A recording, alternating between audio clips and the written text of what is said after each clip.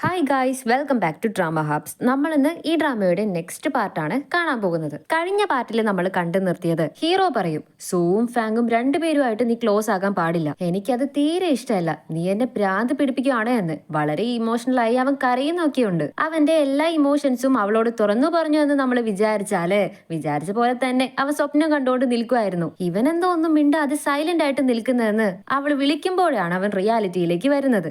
ഒന്നുമില്ല, എനിക്ക് ചില കാര്യങ്ങൾ നിന്നോട് പറയാനുണ്ട്, അതുകൊണ്ടാ വരുന്ന ട്രെയിനിങ്സ് ഞാൻ സ്കിപ്പ് ചെയ്യാൻ പോകുവാണെന്ന് ഹീറോ പറയും. ട്രെയിനിങ് മിസ്സാകാൻ പാകത്തിന് നിനക്ക് എന്ത് ഇമ്പോർട്ടന്റ് വർക്കാണുള്ളത് ഗൂച്ചാൻ? ഞാനിത് നിന്നോട് ഇൻഫോം ചെയ്യാനാണ് വന്നത്, അല്ലാതെ നിന്റെ ഒപ്പീനിയൻ കേൾക്കാനല്ലെന്ന് പറഞ്ഞിട്ട് ഹീറോ പോയി. ഒന്നും മിണ്ടാതെ അവള് റൂമിലേക്ക് വന്നാല് ഒരു പാഴ്സൽ പെട്ടി അവിടെ ഇരിക്കുന്നത് കാണുന്നുണ്ട്. അതില് ഗേൾസിന് ഇടാൻ പറ്റുന്ന ഭംഗിയുള്ള ഡ്രസ്സ്, സാൻഡൽസ് എല്ലാം ഉണ്ട്.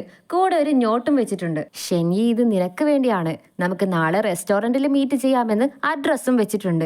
എന്റെ ശരിക്കുള്ള പേര് അറിയണമെങ്കിൽ അത് സൂ ആയിരിക്കും എന്ന് അവള് നെക്സ്റ്റ് ഡേ റെഡിയായി റെസ്റ്റോറന്റിലേക്ക് വന്ന് നോക്കിയാൽ അവിടെയുള്ളത് വേറെ ആരുമല്ല, ഫാങ് ആയിരിക്കും. ഹീറോയിൻ ആകെ ഷോക്കാകുന്നുണ്ട്.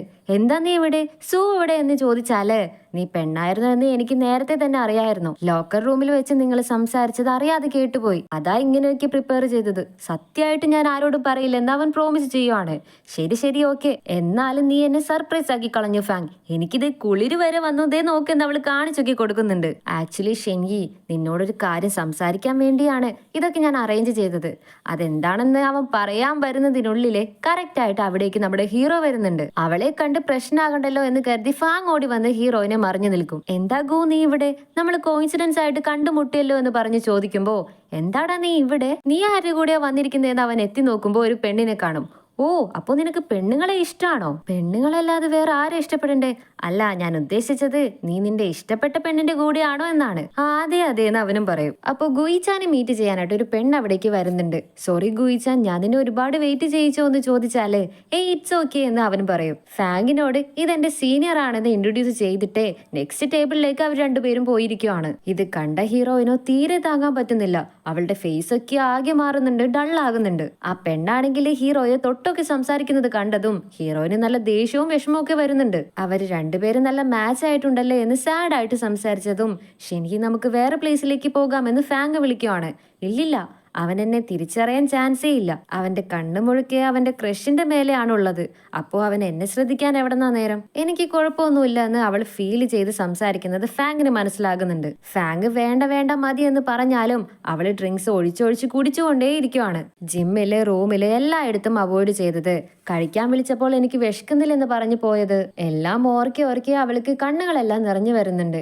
ഷെൻഹി വീട്, നമുക്ക് കഴിക്കാൻ തുടങ്ങാമെന്ന് ഫാങ് പറഞ്ഞതും ഞാൻ റെസ്റ്റ് റൂമിൽ പോയിട്ട് വരാമെന്ന് പറഞ്ഞ് അവൾ എഴുന്നേറ്റ് പോകുവാണ്. അവള് താഴെ വീണപ്പോ മുറിവിൽ മരുന്ന് വെച്ച് കൊടുത്തത്, അവള് കെയർ ചെയ്തത്, വർക്കൗട്ട് ചെയ്യാനും റേസിങ്ങിനും എല്ലാം ഹെൽപ്പ് ചെയ്തത്, ഇതെല്ലാം ആലോചിച്ചവള്, ഞാൻ നിനക്ക് ജസ്റ്റ് ഒരു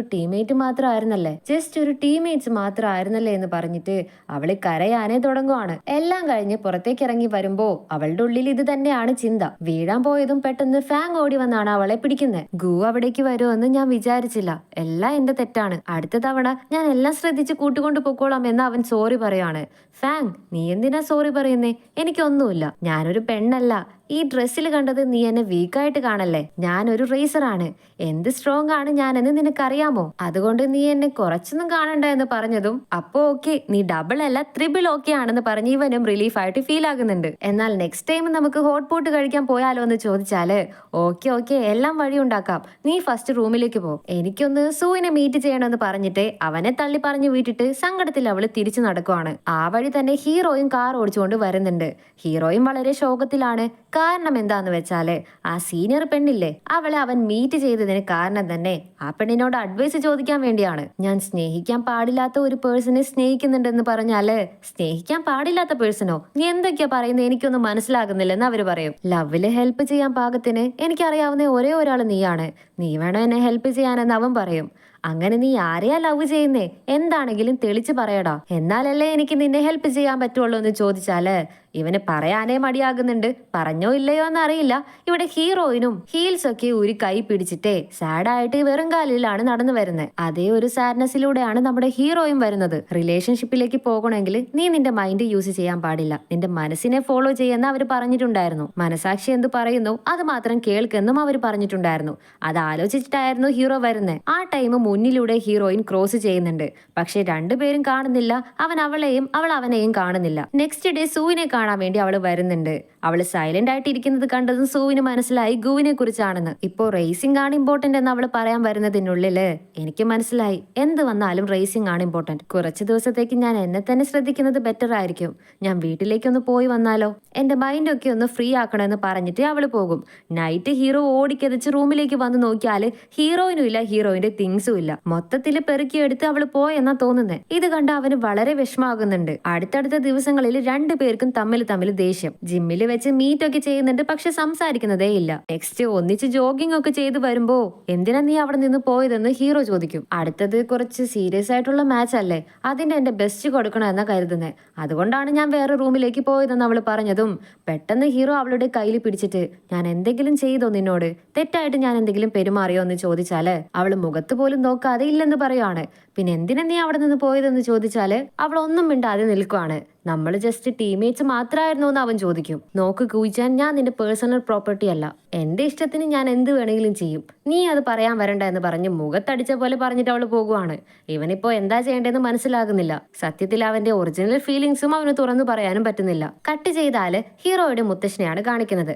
ഹീറോയുടെ അച്ഛനും ഒരു റേസർ ആകണമെന്നായിരുന്നു ആഗ്രഹം. പക്ഷെ കമ്പനി നോക്കാൻ വേണ്ടി അച്ഛൻ അത് വിട്ടുകളഞ്ഞു. പക്ഷെ മകൻ അങ്ങനെയല്ല. നിന്റെ സ്വപ്നം അവൻ സാധിക്കുവാടാ. വളരെ വാശിയാണ് അവന്.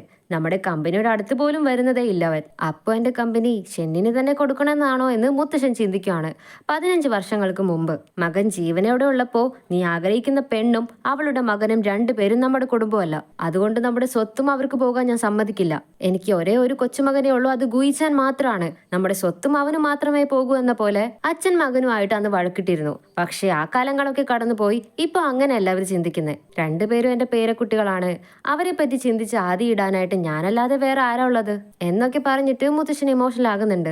ഇപ്പൊ കമ്പനി ചേട്ടന് തന്നെ കൊടുക്കാമെന്നാണ് മുത്തശ്ശൻ വിചാരിച്ചിരിക്കുന്നത്. അതുമാത്രമല്ല, മുത്തശ്ശൻ എന്തോ വയ്യായിക കൂടിയുണ്ട്.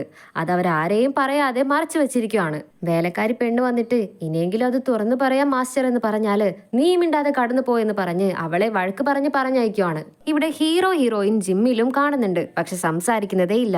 നെക്സ്റ്റ് ലഞ്ച് കഴിക്കാൻ നേരം ഫാങ് അവളുടെ കൂടെ ഇരുന്നിട്ട് കെയർ ചെയ്ത് അത് വേണോ ഇത് വേണോ എന്ന് ഒന്നിച്ച് ഫുഡ് കഴിക്കുമ്പോ ഇതൊക്കെ കണ്ട് ടെൻഷനായി ഹീറോ ഒറ്റയ്ക്കിരുന്നാണ് ഫുഡ് കഴിക്കുന്നത്. രണ്ടുപേരും പരസ്പരം ഓർത്ത് ഫീൽ ആകുന്നുണ്ട്. പക്ഷെ എന്നാലും അവോയ്ഡ് ചെയ്യുന്നുണ്ട്, മിണ്ടുന്നതേ ഇല്ല. നൈറ്റ് ഇവിടെ ഹീറോയിന് ഉറക്കം വരുന്നില്ല. റൂമിലേക്ക് വരുമ്പോ ഷെന്നാന്റെ ഓർമ്മ മാത്രമാണ് അവന്. അവനോട് എങ്ങനെയെങ്കിലും സംസാരിക്കണമെന്ന് പറഞ്ഞിട്ടേ മെസ്സേജ് ടൈപ്പ് ചെയ്ത് ഡിലീറ്റ് ആക്കി കളയും. ലാസ്റ്റ് രണ്ടും കൽപ്പിച്ച് എവിടെ നീ ഉള്ളത്, റൂമിലേക്ക് വാ, തിരികെ വാ എന്ന് പറഞ്ഞ് മെസ്സേജ് അയക്കുമ്പോഴാണ് അവൾ ബ്ലോക്ക് ചെയ്ത് വെച്ചിരിക്കുന്നത് കാണുന്നത്. അവൾ അവനെ ബ്ലോക്ക് ചെയ്തെങ്കിലും ഇവിടെ ഹീറോയിൻ രണ്ടുപേരും ചേർന്നുള്ള ഫോട്ടോസ് ഒക്കെ നോക്കി ശോകത്തിൽ ഇങ്ങനെ ഇരിക്കുവാണ്. ഇതോടെയാണ് ഈ പാർട്ടിയോട് അവസാനിച്ചിരിക്കുന്നത്. നെക്സ്റ്റ് പാർട്ടുമായിട്ട് ഞാൻ വേഗം തന്നെ വരുന്നതായിരിക്കും. അതുവരയ്ക്കും എല്ലാവർക്കും ബൈ.